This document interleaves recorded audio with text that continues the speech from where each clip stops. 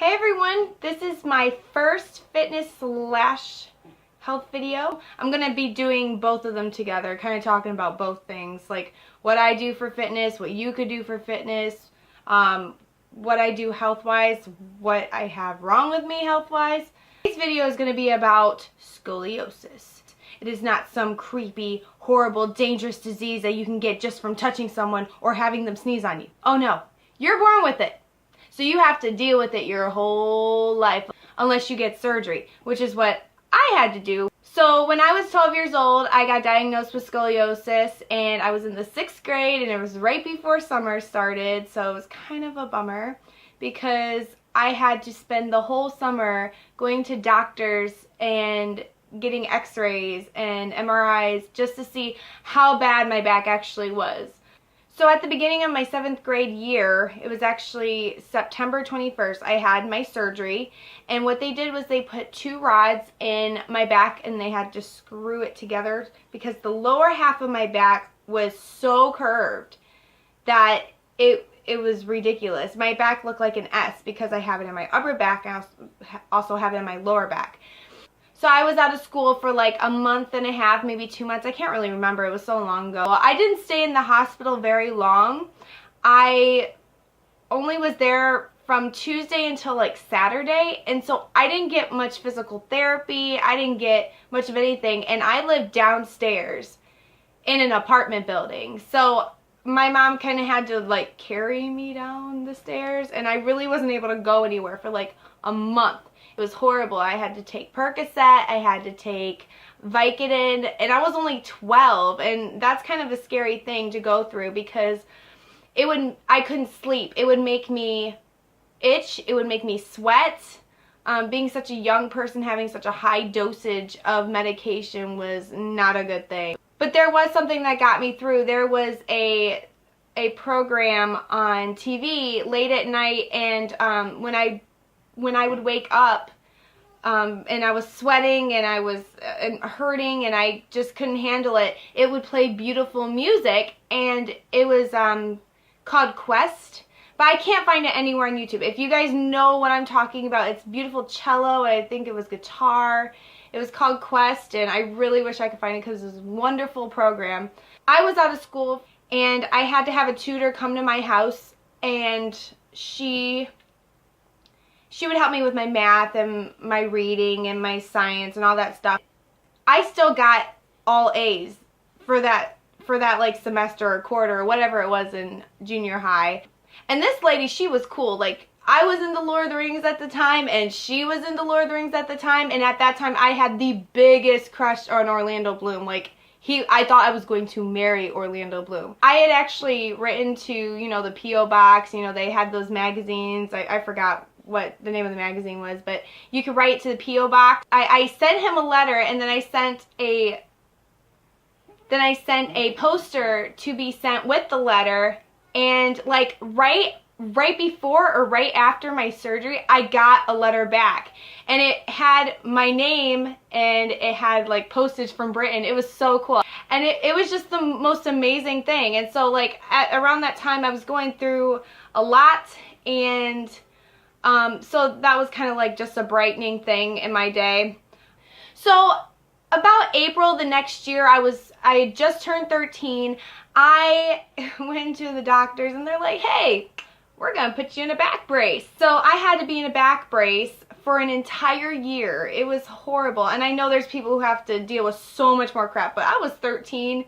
And at the time, it was just the worst thing. And it was hot, and I had to wear it 23 hours a day. The only time I was able to take it off was when I took a shower. I never really got made fun of at school. Like, I think there was like one time, and that was in 8th grade, when some kid behind me in science class was all like, hey, you look really stupid with that back brace. And I'm just like, it's helping my back. What is wrong with you?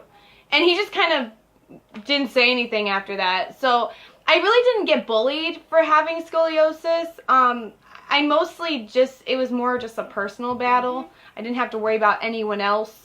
The way it was is it came around here and then came under my armpits, went back around to my back and then came down and over my hips. So I had straps in front. And so I'd have to wear an undershirt and then have to wear the back brace, and then I had to wear a shirt over it. So it was very noticeable that I was wearing a back brace. Luckily for me, I only had to wear it for a year. Some people have to wear it for longer. Unfortunately, it didn't really help anything. I was supposed to wear it until I stopped growing. But when I did stop growing, they took me out of it, and it's progressively gotten worse even up into adulthood. And it's definitely affected my life. I was pretty active in high school. I didn't play sports, but I was in marching band. Shout out to Whitmer Marching Band. And it was a lot of physical things we had to do. We had to like chair step in marching band, and it was just a lot of moving around. So I was pretty fit, and I was able to get some physical rehab when I was in high school. And so that helped a little bit. I went through the whole program, and it was fine, and it was great. But it still didn't help much. I'm the kind of person that I just kind of go through my life. I complain about pain a lot, but it's mostly only to like my husband or my mom or like really close friends, like people who really know me that very well. Other people, they can kind of just tell I'm in pain. They ask me, and I'm not gonna lie. I'm just gonna be like, yeah, I'm just hurting, you know, I'm just tired, or, you know, I'll say things like that. Another thing that people with chronic pain have to deal with a lot is depression. And it can get really hard at times, especially if you have obligations and you have a family and you have to keep a smile on your face all the time. So if you're having a little bit of depression, just try to talk to someone. That is the best thing to do, is to talk to someone. Another thing that I like to do if I'm feeling low or I'm just not pushed to do anything is I sing. And singing is not just a hobby for me, it is a life. I love music. I love singing any kind of music I can get a hold of. And actually, that is one of the reasons why I started my previous channel, which is 92 Love to Sing. And I started doing covers back in 2011 because it was an outlet for me. I was able to release some of that tension and really put my heart into something. And that's what I'm doing now, because I find myself getting depressed, and I find myself not getting done what I need to get done for myself. I'm also going back to school soon. I probably will start going into January. I'll probably start whenever around that semester starts. I was just able to get some of my school loans paid down. I'm not really sure what I'm going to do yet. It probably will be something like forensic psychology, because I think that sounds pretty cool. But I'm just trying to find a career path that won't be so physically taxing, so that I can have a career and do something I love to do without pushing myself too hard and hurting myself, because that's what I've been doing, is I've been pushing myself way too much. So if you are like me and you feel like you have to do this and you have to do that and you have to get everything done and nobody can do anything for you, because that's how I am, just slow down. It's okay. Everything will work out, and you are doing just fine. And there are people out there that are in the similar situation as you, and so you don't have to feel so bad. And I had to come to realize that. I've watched a lot of YouTube videos of people who are going through horrible things, and they just have a smile on their face. And so that's how I want to be. I want to just have a smile on my face. I want to hang out with my friends. I want to hang out with my family. I just want to live. And I think that's the biggest thing when you're in agony every single day for whatever reason, whether it is depression, whether it's having a physical ailment, or whether it's mental health.